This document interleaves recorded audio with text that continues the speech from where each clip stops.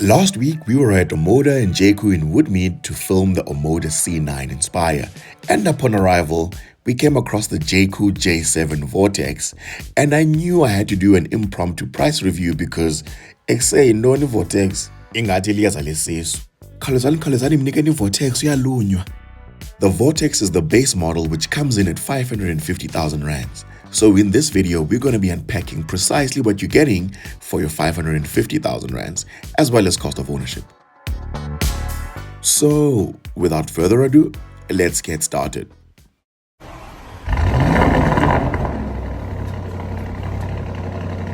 Car Talks: Power, Precision, Performance.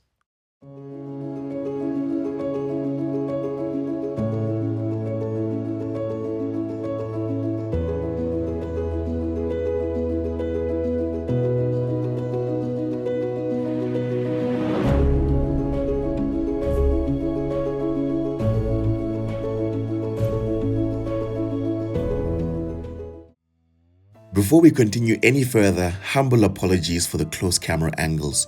This was the only Jaecoo in the dealership and there was virtually no filming space around it, but certainly this isn't the quality that we're used to on the channel. Moving right along, for your R500,000 you get a 412-litre boot which extends to 1,335 litres of capacity with the rear seats folded flat. You also get a parcel shelf to hide your luggage and your groceries from the paras. Under the boot cover is where you'll find a full-sized alloy spare wheel. Very nice.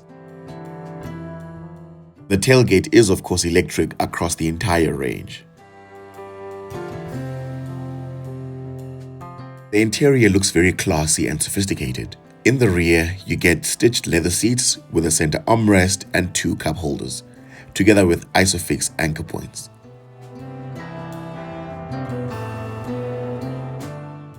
There's no climate control per se back here, but you do get some air vents as well as 2 USB ports. You even get a Sony sound system, guys, in the base model. Now I'm 5'10" or 178 meters in height and I can just about fit behind my driving position. So if you're 6 foot and above, long journeys might get a bit tight. Up front, you get a premium interior with a massive 14.8-inch infotainment screen that comes with Android Auto and Apple CarPlay. What I also appreciate is that there's no piano black as well, so you have the peace of mind of knowing that your interior trim will last you a bit longer.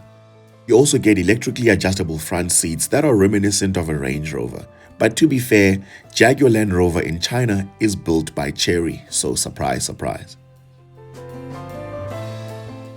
The front occupants have 2 cup holders and some rather shallow storage under the armrest. Iphelele. And 70. If you don't get it, forget about it. You get a very famous gear selector, which I'm pretty sure by now you've seen in other Chinese cars. You also get a wireless charger, but honestly, I don't know how I feel about an exposed charger with your phone in plain sight, especially in South Africa. Imagine you're stuck in evening traffic on Grayston Drive and it's load shedding. What must happen? The Omoda C9 suffers from the same issue, by the way, so a cover would be appreciated.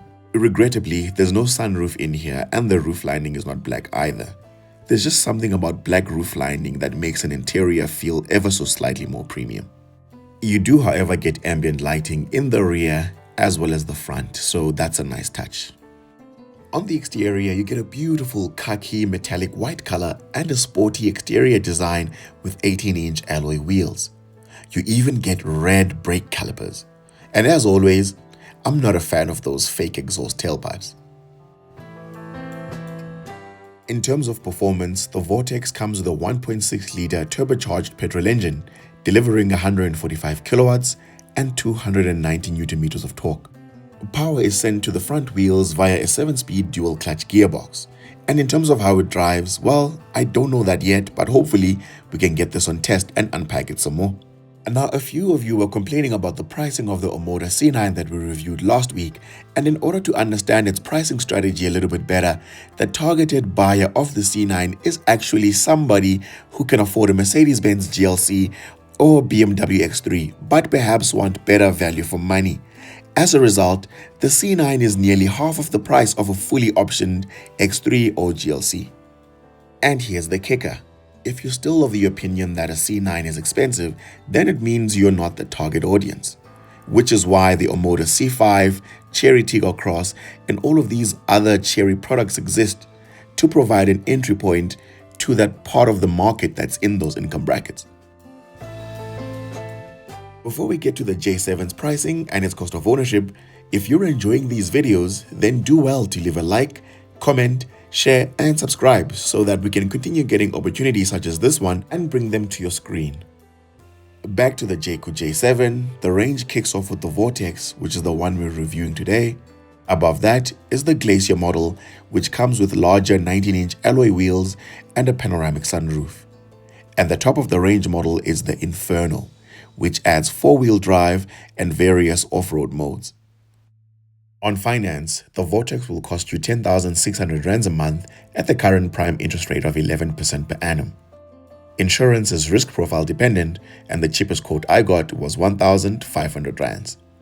Petrol will cost you 1,100 rands at the current inland price of 95 octane for this 51-litre tank, which would then bring your total cost of ownership to 13,100 rands.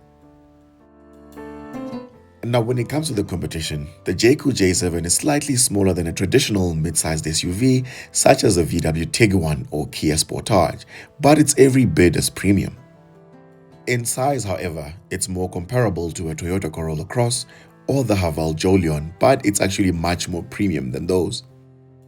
So if you're looking for something that's more comparable to a Corolla Cross in size, but with a more premium look and feel, you cannot go wrong with the Jaecoo J7. But then again, Toyotas have been known to last for 10 million years, so there's that.